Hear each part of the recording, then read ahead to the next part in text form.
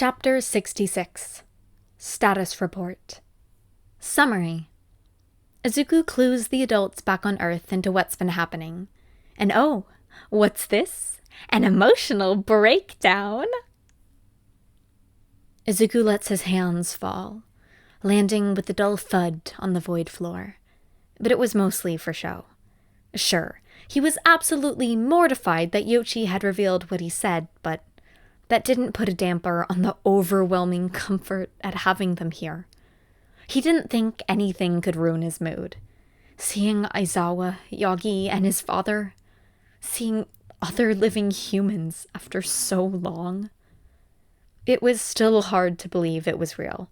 Honestly, it had been so long since he'd seen humans that a dumb, irrational part of his brain had started to stir certain thoughts. Thoughts that didn't make sense after he thought about them for more than a few seconds, but that didn't stop the momentary panic. The sharp jolts that threatened to further fray his sanity. The dumb, stupid, irrational thought that none of what he remembered was real.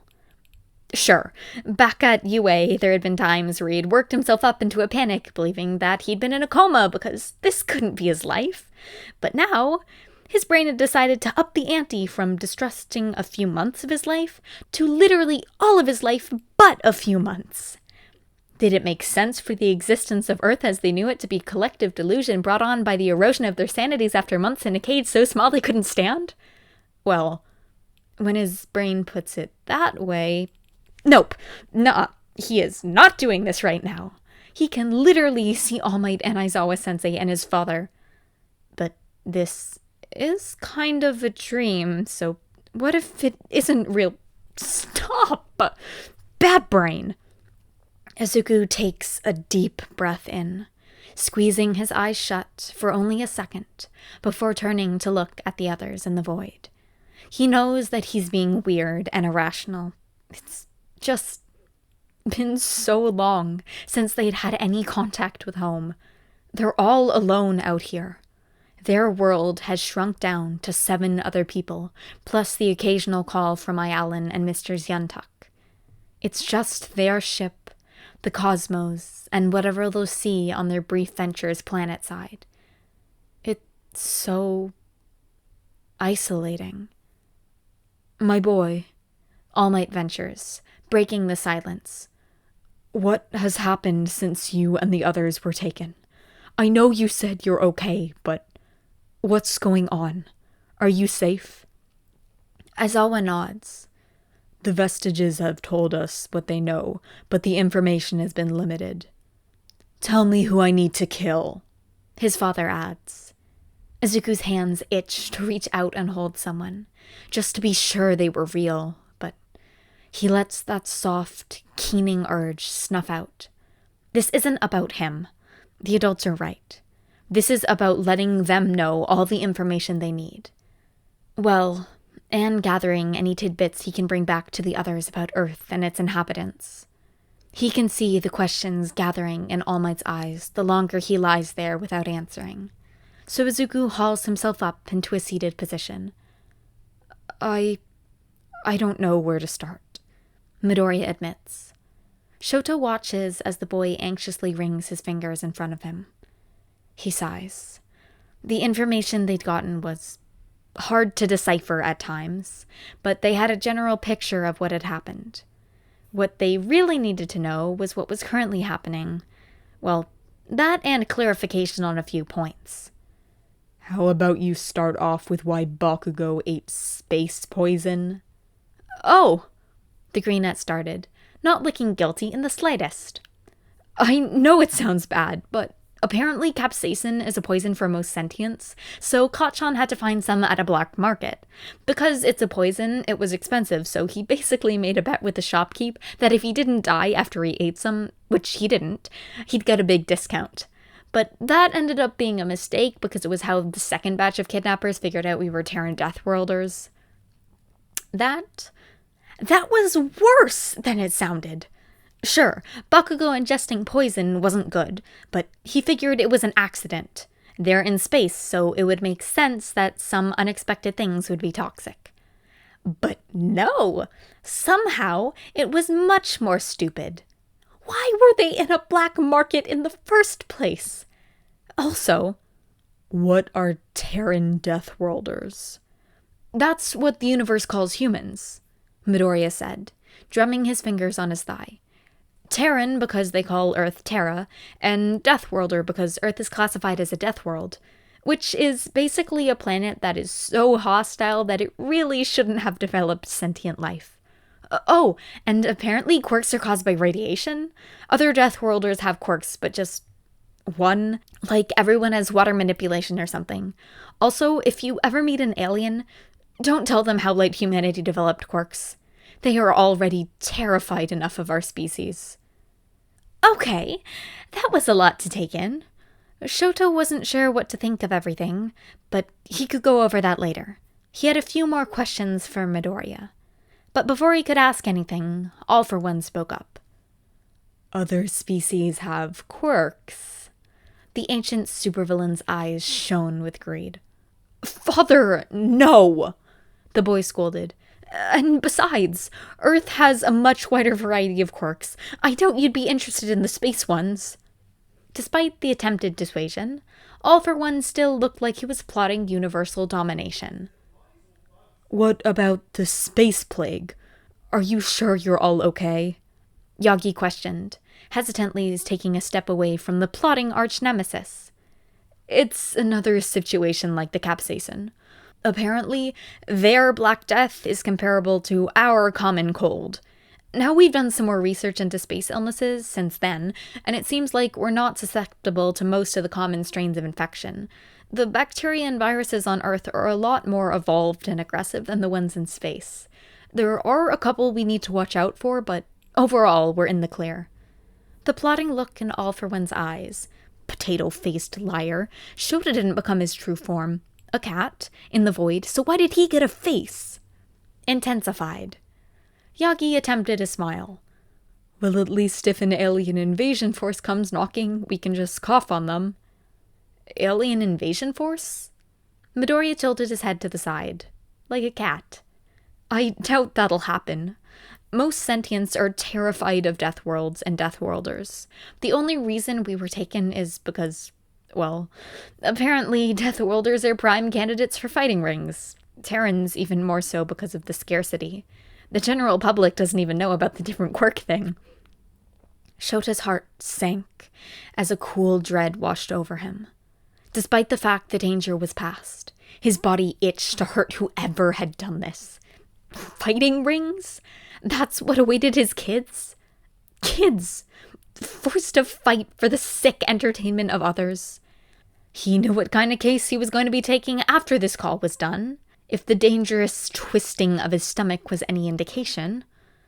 Midoriya must have seen the look on his face, or perhaps one of the others, as he spoke again. It's not that bad, Midoriya said with a fake smile. According to the second kidnappers, we were lucky not to be sold as exotic meat, or to some sort of sex trafficking ring. Shota's heart constricted tighter. How was that supposed to make things better? He wanted to say something, to make him understand that just because it could have been worse doesn't mean he has to be thankful it wasn't. But by the growing tension in Midoriya's posture, and the way his eyes were now fixed on the ground, Shota figured this wasn't the time. So before one of the others could press the topic, he spoke. All right, we'll probably have some more questions about what happened, but for now, can you tell us what's currently going on? The vestiges said you left the planet you are on. Well, we left Oxyus about 2 weeks ago. At first, we were just going to try and get home as fast as possible, but we couldn't handle it. So we decided to take breaks every week to spend some time planetside. Yagi crouched down next to Midoriya, placing a large hand on his shoulder. I'm glad you're taking care of yourself, young Midoriya. Problem Child made a face. But that means it's going to take longer than our original 6-month estimate, especially considering we're trying to become space pirates. Shoto was about to agree with Yagi about how it was only logical to take care of themselves, when he froze. He must have misheard because his student definitely didn't just say, "Space pirates?" Yagi questioned. "Yep.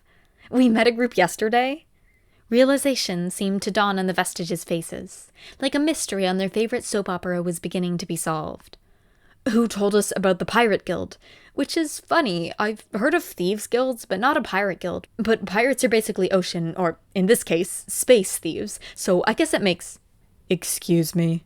Shota cut in, voice blank. What is with his children and committing crime? "It's a good idea," Midoriya defended. "They offer access to the type of resources and support network we don't have in space.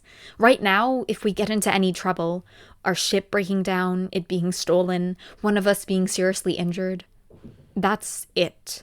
We're done for, one way or another. It'll take a little work to qualify, but it's the best move we have." Shota wanted to argue, but he didn't know what their situation really was, and there wasn't time to learn before the quirk strain became too much for All for One. Despite his instincts, he had to trust his kids, that they were making the best decision they could. "Well, I, for one, am proud of you," All for One said, with a grin that made Shota's stomach twist a little. That man just could not turn off the creepy, could he? "Going against the government just like your father. This is everything I could have wished for you." "We're not going against the government," Midoriya protested, before pausing with a thoughtful look. "Okay, maybe we technically are, but we're just breaking the laws we don't know about." "So all of them?" Shota deadpanned. He got an enthusiastic nod in return. Remind him why he wanted these demon spawn back? Oh yeah, because they're his demon spawn. "I can give you so many tips," All for One enthused. "You'll be taking over the Pirate Guild in no time, and then when you're back home, safe, we can take over the universe together." "I know what your idea of safe is," First glared. "You're not putting him in a bank vault." All for One neither confirms or denies the meaning. "We're not going to take over the Pirate Guild, Father. All we're doing is getting enough resources, knowledge, and connections, and experience to take down the traffickers that took us and then going home. So, general crime tips would not be unwelcome." "My boy, taking down the traffickers," Yagi said, the shock clear in his voice. Shota had to, once again, agree. Joining a most definitely illegal organization of criminals in order to gain a support network, he could see begrudging logic in. What he couldn't see logic in was getting revenge on the group who took them when they could come home. Sure, Shota wanted to break every bone of the people who took his kids and make them suffer the way they did, but like most of his urges to break bones, he recognized they were illogical. So he said so. "That's completely illogical. It was unforgivable what they did to you six, but leave them for whatever authorities space has to deal with. You should focus on staying safe and getting back to Earth, not getting revenge." Midoriya had been listening patiently until he uttered that last word. The change was immediate. He sat ramrod straight, face dark as a turbulent ocean's depths. "We're not getting revenge!" He practically growled, and Shota froze at the intensity. Yagi pulled away his hand as Midoriya stood up and backed away like a cornered animal. "And leave them for the space authorities? Yeah, right! The Trellan have been around for centuries, and the Galactic Alliance has done fuck all! We've done some research, and one of the main focuses of the space pirates is, in fact, raiding trafficking ships. Because guess what? The government doesn't care. They don't care about people like us. We were stuck there for 2 goddamn months, and no one helped us. Except what I now realize was probably a pirate ship. But all they did was provide a distraction. We had to break out that complex of a ship all on our own when we could barely walk. And A sob caught itself in Midoriya's throat. "We couldn't help the others. We could barely help ourselves, let alone the thousands of sentients trapped in cages like animals. Shota wanted to comfort his kid, anything, as they sobbed. But Midoriya shrunk back at Yagi's advance, and Shota doubted he would be any better received, considering it was his words that triggered this. "You don't understand." Midoriya sniffed, rubbing his nose with the edge of his shirt. "You can't understand what it's like there. We can't just abandon all those people. I couldn't live with myself if we did. And I don't think any of us can live knowing that they're out there looking for us. That we could end up back in that hell anytime." "Looking for you?" Yagi asks, braver than Shota. Midoriya's hands unconsciously thread through the hair at the nape of his neck, drawing the fluffy green hair up. "The Trellan don't like escaped livestock." And Shota sees it, just for a moment. Bold black symbols printed on freckled skin, before it's hidden once again. Livestock. Shota has an idea of what the circular, shiny patch of skin is now. The idea sends his stomach rolling, and he hopes he's wrong, but there's no doubt in his mind that his kid now bears a serial number on the nape of his neck. The chance that the perfect circle being anything other than a brand is next to impossible. "They've already come for us once," Midoriya says bitterly, "and they'll do it again.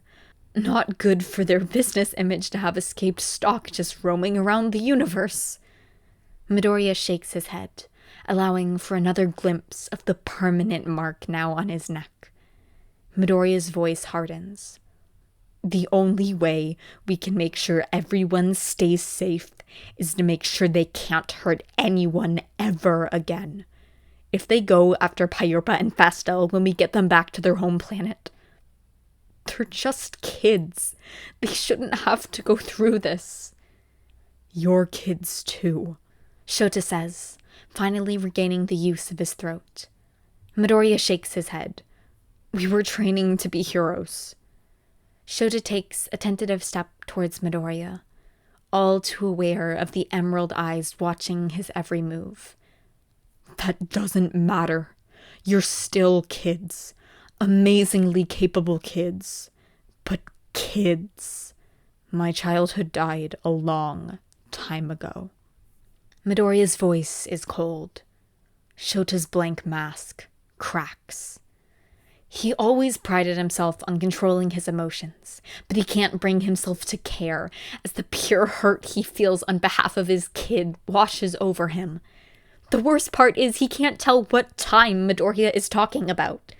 Is it the Six's capture by the traffickers, the training camp attack, the mall incident, the Hosu incident, the USJ attack? Or maybe even before that. Maybe it happened when little flinches were burned into his kid's muscle memory, when he learned to keep quiet, when he learned to believe that his life doesn't matter as much as others. Shota can't tell, and that is by far the worst part. The normally smooth voice of All For One is tight when he speaks. "Izuku." His name seems to snap Midoriya out of his emotion-filled tirade, and he deflates. "I'm sorry. I understand what you're talking about. Hell, we played tag a couple of days ago at a park. Everyone smiled more than I'd seen them do in a while. It's just..." "It feels like you've grown up too fast?" Yagi asks, and Midoriya nods. "The thing is," Yagi continues, "you can always learn to be a kid again, even if it's just in little ways, like playing tag." This causes a smile to break through Midoriya's sullen expression. "We're going to Space IKEA in a few days." "Space IKEA?" Yagi questions. "Yeah, somehow there's just IKEA in space. Swedish meatballs and all." Midoriya's smile grows just a hair with every word as he rambles about the ad the kids saw, until he's looking more like the sunshine child Shota remembers.